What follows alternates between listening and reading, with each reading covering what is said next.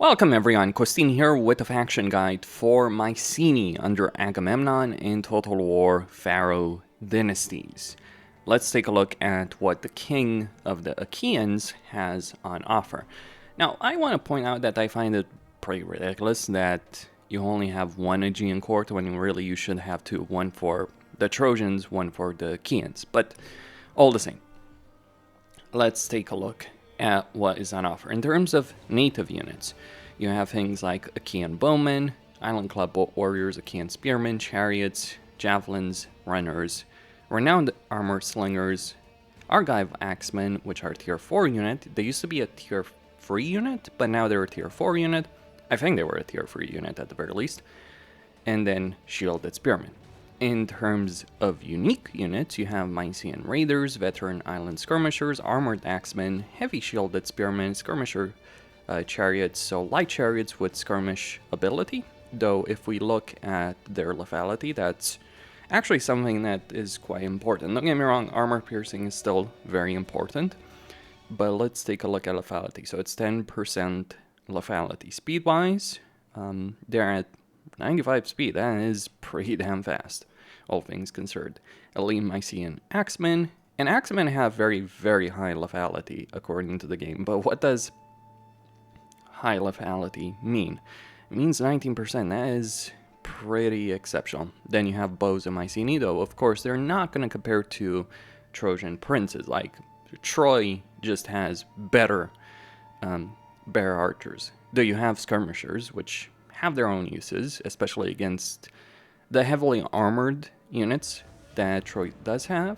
Then you have heavy chariots over here. Let's take a look at lethality, 14% lethality, armored spearmen, and then finally renowned axemen.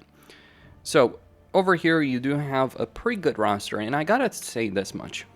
One of the problems that the Achaeans used to have in Troy that they don't have in Pharaoh is that a lot of their early game unit roster was just really bad, especially against the Trojans. Because the Trojans, they've got swordsmen, they've got spearmen, they've got archers, they've got chariots, they've got bows. You not having good heavily armored infantry was a pretty big issue. But now you do. Now, keep in mind, there's going to be some benefits that the Trojans do have, but it does seem that things have been improved in quite a few ways. Now, on top of that, you'll also start worshipping Zeus, which is going to be a fairly significant benefit in a campaign. Then you have the Palace of Law, I'm just going to call it that, which gives you happiness, influence, and at a high influence benefit, you get legitimacy and victory points, which are needed to win your campaign. Then you have Royal Workshop, bronze income, and at high influence, extra bronze income. So that's really nice to see. So you actually have a significant economic benefit. Then same thing for food in the farming community. And then finally, you get a structure, road infrastructure, that gives you movement on land and construction costs minus 50% for all outposts, only outposts. But that movement on land is pretty sweet to actually have. Now, in terms of the faction summary, if I fix that tooltip right there, we get a command that gives you an ancillary and a native unit based on your faction's leader location and his rank. And if you wait for the command's passive effect, your main buildings and monuments construction time and cost will be lowered while the effect lasts. So what the game is basically telling you, it's like, yeah, you can get some units and ancillaries, or you can get construction benefits if you want to. And then you're really incentivized to go for the Ancient Legacy of Atreus, which I think, like, if you're not playing as Agamemnon as the Ancient Legacy of Atreus, that just doesn't quite fit from my perspective. The reason I say that is because Agamemnon's house, his family, his dynasty, is the Dynasty of Atreus. I've actually been to Mycenae myself, and I gotta tell you one thing about Mycenae. It is huge. I've also been to, quote-unquote, Agamemnon's tomb. Obviously, we're not certain about it, but suffice to say, pretty impressive place over there, and really gives you an idea of how much power the Mycenaeans had. I haven't been to Troy, so I can't really compare that, but just gonna point that out over there. So anyway, let me just get into a campaign and show you the map situation, the things you're gonna have to deal with, and some of these benefits in actual action. So over here in the game, you start with 2 armies, a bunch of Mycenaean militia and island skirmishers for both of them, so 2 units of each for each army. You do have Menelaus, and you have 1 unit of elite Mycenaean axemen and 1 unit of palace guards, which are pretty strong, very strong units. You do start a war with Corinth, and yeah, Corinth does have 2 armies, so you gotta be a bit careful about that, because dealing with the garrison and 2 armies at the same time can be a bit tricky. I'd recommend waiting 1 turn. Fortify in turns, dependent on the movement range that you've selected in your campaign.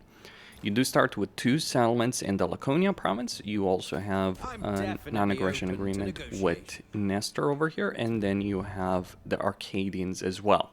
Of course we can speak. And dependent on the settings you're gonna have, you may want to either go to war with the Arcadians as quickly as possible, though bear in mind you do have a barter agreement from the very beginning, so just be aware of that. The game is trying to prevent you from just conquering them. Or if you've given yourself some kind of diplomatic benefit, what you'd actually want to do would be to give Sparta for that particular gold mine, though keep in mind it may be tricky. But yeah, you may want to sell off Sparta for the sake of the gold mine, because 1, you would be able to get control of the entire province, so commandment benefit over there, and 2, you would get a gold mine. There is of course 1 over here as well, and ultimately in the long term you probably will want to confederate the Arcadians, but all the same, like, depending on the settings you've gone for, you can either confederate them. You also have Ajax and Diomedes to the north under the Boeotians, who you can also confederate. And then, of course, you've got Odysseus and Achilles over here in Aeolia. So you do have actually a fairly safe starting position. Like, beyond the issue of Corinth, like, all of these factions over here either like you to a degree or another, or they're insignificant factions. Like, you're not going to have a worry with the Aetolians, which is really weird. But yeah, the Aetolians, because Ajax is going to defeat them fairly quickly, and they don't really have a lot of territory. And then, of course, Odysseus is going to deal with these fellows right here. So where is Odysseus's main army? Because I ain't seeing it. Am I blind?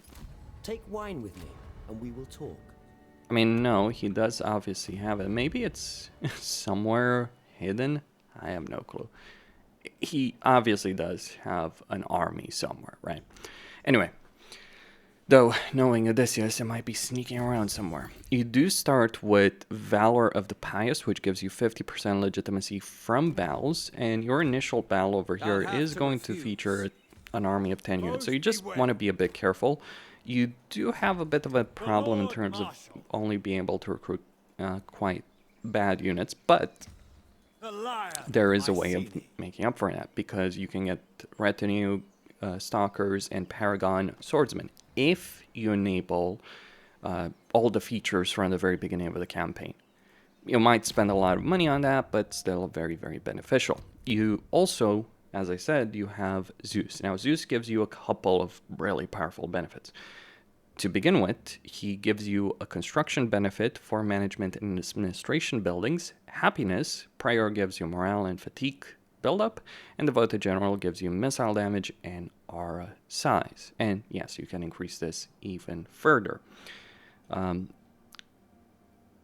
So this is pretty solid. Like, I would say Zeus is probably the best starring god for the Aegean area, so this is one of the benefits Mycenae has against them, against the Trojans.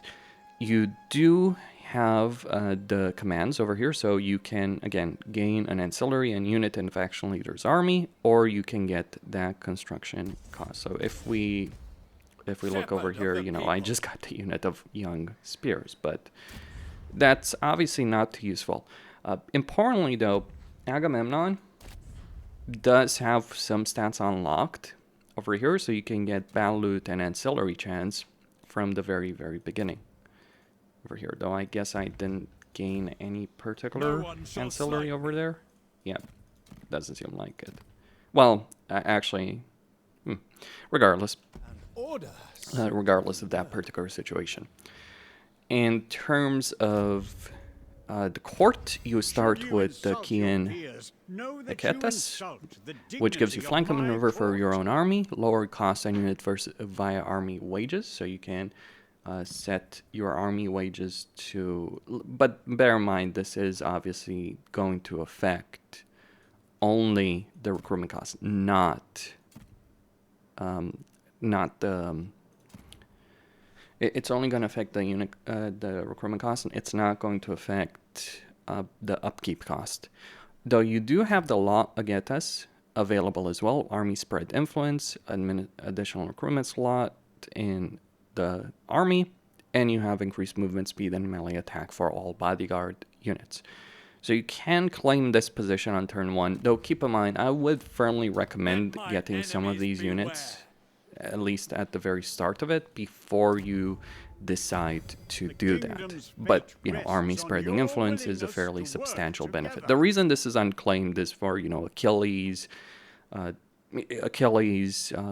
Ajax, and others, like Rhesus, to be able to claim.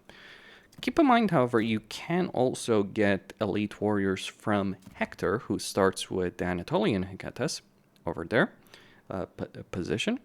Other ones give you, so you get 2 positions that give you flanking maneuver and special unit recruitment. One that gives you sacred land to gain resources over here, lowering building costs, so you can make a request for builder wages. And of course, the Oracle, which gives you lower cost on shrines and temples, and sacred lands with temples for gold, which is pretty nice to have all the same. Then you have the power of the crown, which, yeah, you do share that. You have the one you're going to go for. You can either get the shield over here, which gives you replenishment for any pretender or Wynax. So obviously Prime starts with that. But you have Ares's Aspis as a benefit, because you need to control the city of Mycenae for it in order to get that. You do not have barracks in Mycenae. You do have one in Sparta, but you don't have one in Mycenae, which, yeah, it's a bit of a problem over there. But apparently you do have some inherent unit recruitment. My recommendation in terms of that, like, you could obviously go with the native muster field for Island Club Warriors, or, because Mycenae starts as a tier 4 city, you can go for the armory building, which would crucially give you the armored axemen and the heavy shielded spearmen. Though, keep in mind, you do have some range benefits over here in terms of, like, skirmishers and, you know, Achaean bows over here. So if we look at over that, or rather the bows of Mycenae. Again, Trojans have better archers, but it is your counter to that, to bear that in mind. Okay, and then in terms of Ancient Legacies, the one that the game really wants you to go for is the Atreus, the first Wynax. Now, this will give you a bunch of benefits dependent on doing certain objectives. So you can, and if you do all objectives, all dominance objectives, you will gain a random follower or various rewards. The raiding one is pretty annoying. Most of these, though, are fairly reasonable, right? So you may want to deliberately leave Corinth alive in order to at least complete this objective to get an uncommon follower. Now, what do you do with dominance? Well, dominance gives you a number of benefits that you can use in your campaign. So dominance, so if you look at this, it really tells you. You can destroy core plot against you when you're at 50. If you are at 100, you gain a bonus to deal evaluation with weaker factions and gain the ability of making demands at court. And then finally, at 200, gain a bonus to legitimacy as long as you participate in a civil war. Those are the benefits. Like, I'll be honest with you, the ancient legacies that are available in the Aegean are nowhere near as good as some of the other ones, like the caravans of Egypt, as an example, or the law ability, or the extra ambitions and all that. But still, you do gain certain benefits. This was Diomedes' unique faction mechanic that you had access to through the DLC. So they made it as an ancient legacy that you can use. I mean, you can actually play Ajax and Diomedes and still have access to it. I guess it made sense they put these two together because they were part of the same DLC. That's probably the reasoning over there. They have removed some settlements in this area, so there used to be like free settlements, and Terrans used to be a provincial capital. There used to be Argos over here, so various settlements have been removed over here, but you do start with some, you know, with a tier 3 city, with a tier 4 capital, and Corinth itself is tier 2. But again, it's probably worth it. One benefit here is that Athens now only starts with the city of Athens. It used to be that Athens was a real annoyance. They used to have like 3 settlements in this area. And actually 4 if I'm counting Megara, right?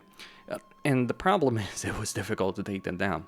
And they also had one of the few gold mines. That's been removed. Again, a lot of settlements have been removed. So the gold mine now is at sea if you want to go over here and fight in Andros to take that over.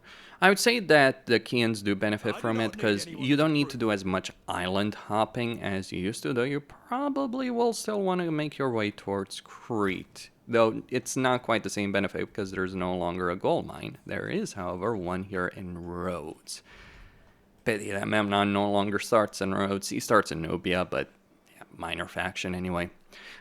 One of the things I would like is for mods to really improve the minor factions, but that's just on me.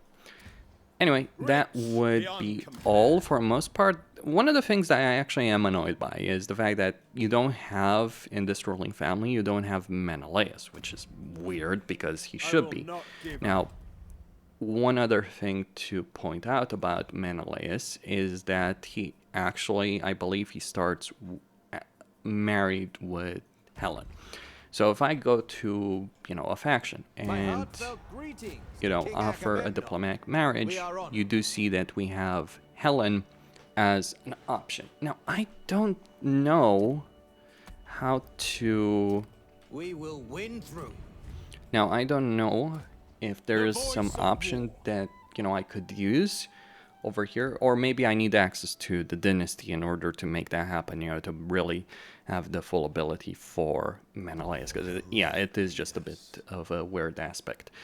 Anyway, that would be all to talk about Agamemnon. I would say he's in a much better position than he was in Troy. Better god, or I think he started with Zeus anyway, but just the effects that Zeus has. Better situation with gods, better unit roster, better situation to tackle as opposed to having to fight the siege from turn 1. Yeah, that was pretty damn annoying, I gotta tell you.